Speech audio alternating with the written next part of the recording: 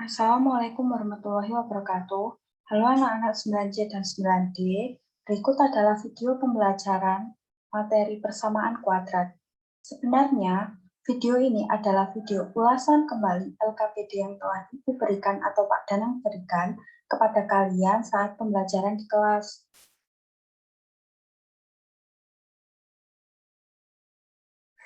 Jadi sebelum memulai pembelajaran, Ibu akan memperkenalkan diri Ibu lagi.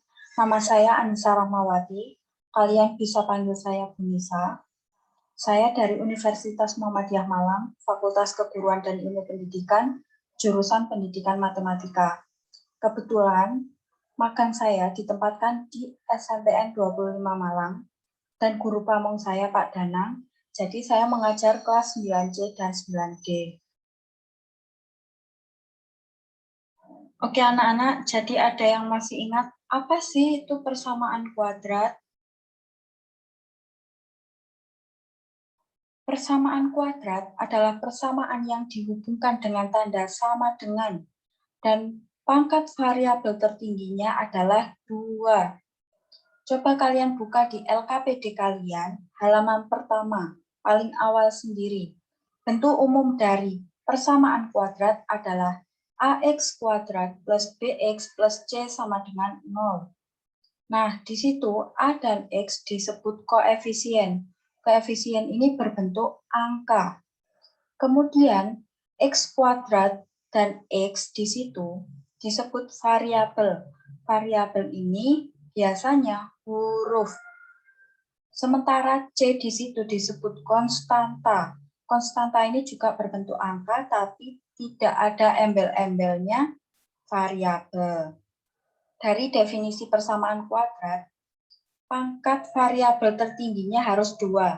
Jadi kalau bentuk umumnya X-nya tadi adalah variabel, pangkat tertingginya 2. Tidak boleh 3, tidak boleh 4. Kalau ada variabel yang berpangkat 3 atau 4, itu bukan persamaan kuadrat. Dan diingat, dihubungkan dengan tanda sama dengan. Dalam persamaan kuadrat, kita dapat menentukan akar-akar persamaan kuadrat. Apa itu akar-akar persamaan kuadrat? Akar-akar persamaan kuadrat itu adalah nilai dari variabelnya. Jadi, di sini kita akan mencari nilai variabelnya itu berapa. Agar ruas kiri dan ruas kanan itu nilainya sama. Nah, untuk mencari akar-akar persamaan kuadrat, ada 3 cara. Yang pertama dengan metode pemfaktoran. Yang kedua dengan rumus kuadrat sempurna. Yang ketiga dengan rumus ABC. Bukan ABC kecap loh ya. Oke, jadi kita akan mempelajari metode yang pertama yaitu metode pemfaktoran. Coba buka LKPD kalian. Di situ juga ada contoh yang sama seperti ini. Jadi ini diambil dari LKPD kalian, yaitu carilah akar-akar dari X kuadrat plus 7X plus 12 sama dengan 0. Nah, langkah pertama yang harus kita lakukan yaitu menentukan A, B, C-nya.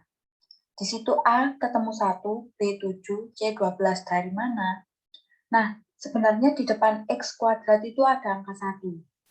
Karena 1 dikali X kuadrat itu tetap X kuadrat, maka satunya tidak perlu ditulis.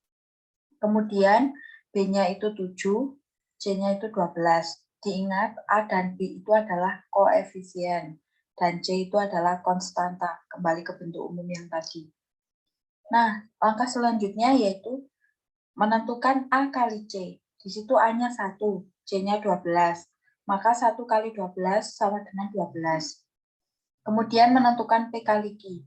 P kali Q itu harus sama dengan A kali C. A kali C-nya kan ketemu 12. Maka P kali Q sama dengan 12.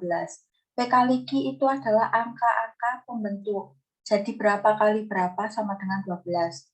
Kan ada 3. Jadi 1 kali 12, 2 kali 6, dan 3 kali 4. Kemudian kalian jumlahkan yang tadi. Jadi yang sampingnya itu kan ada P plus Q sama dengan B. Nah, B-nya kan udah ketemu 7. Jadi P plus Q itu harus sama dengan 7. Kita jumlahkan 1 tambah 12 sama dengan 13, 2 tambah 6 sama dengan 8, 3 tambah 4 sama dengan 7. Yang mana yang pas dengan B sama dengan 7, kan baris yang paling bawah. 3 kali 4 sama dengan 12, jika 3 tambah 4 sama dengan 7. Nah, kalian tinggal masukkan ke rumus yang di bawahnya itu, sehingga nanti ketemu X plus 3, X plus 4 sama dengan 0. Kemudian, kita ini cuma mau mencari X-nya saja. X-nya itu berapa? Jadi kita uraikan per kurungan. Jadi X plus 3 dulu. X plus 3 sama dengan 0. Kenapa sama dengan 0? Dalam persamaan itu, soalnya paling kanan, luas paling kanan itu disama dengankan 0. Nah, kembali lagi X plus 3 sama dengan 0. Kita mau mencari nilai X-nya saja. Jadi plus 3 harus pindah ruas, agar yang di ruas kiri X-nya itu sendirian. X sama dengan, nah karena plus 3 pindah ruas jadi negatif 3. Begitu pula dengan X plus 4 sama dengan 0, plus 4-nya harus pindah ke ruas sebelah kanan. Jadi X sama dengan minus 4. Jadi ketemu X-nya itu sama dengan 3, minus 3 atau X-nya sama dengan minus 4.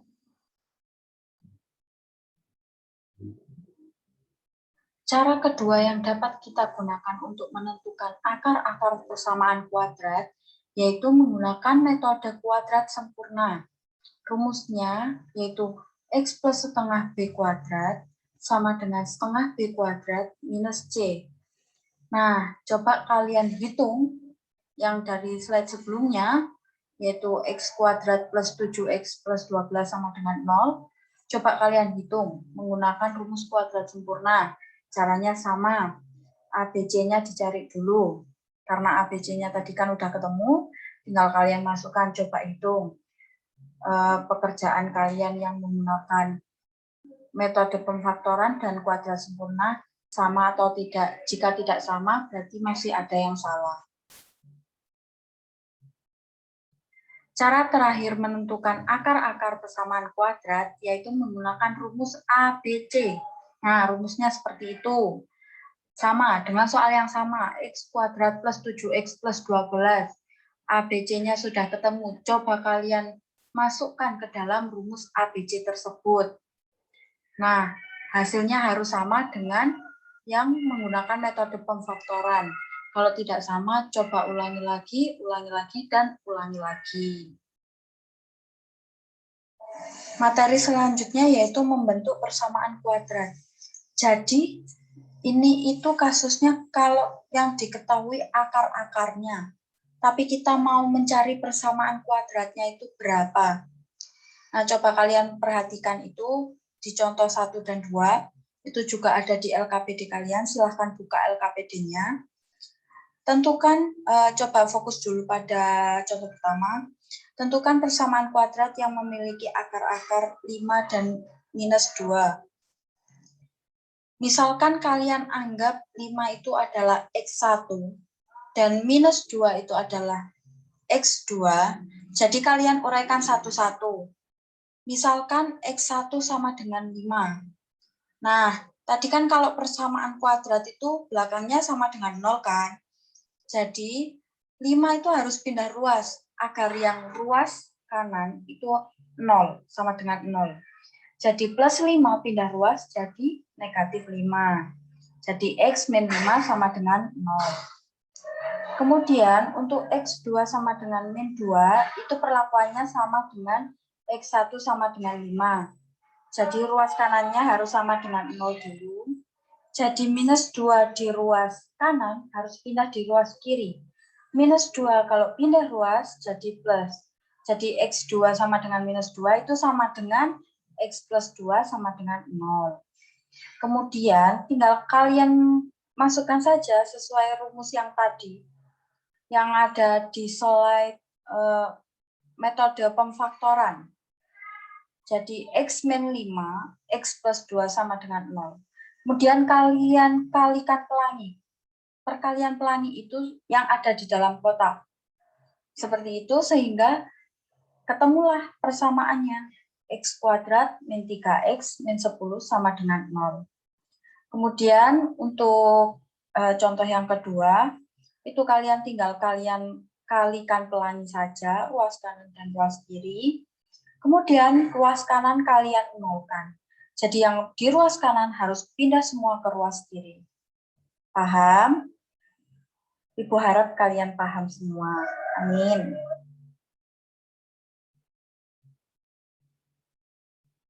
Selanjutnya yaitu materi diskriminan. Apa sih diskriminan itu? Jadi di diskriminan ini kita akan menentukan jenis-jenis akar-akar persamaan kuadrat. Nah, gimana sih rumusnya?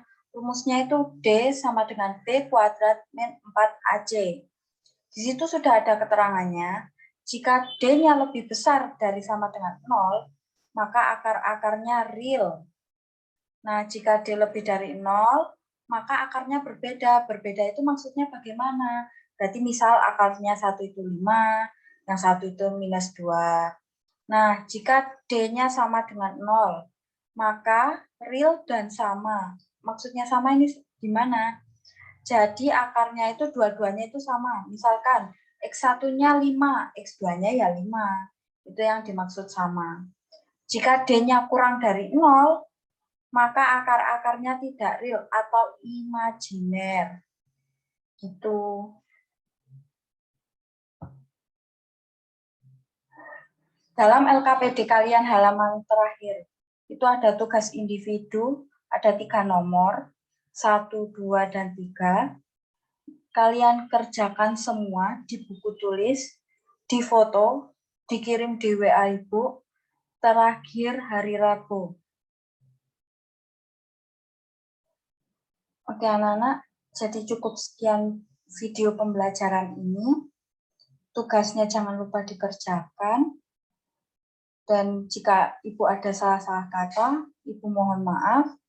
Sekian dari Ibu. Wassalamualaikum warahmatullahi wabarakatuh.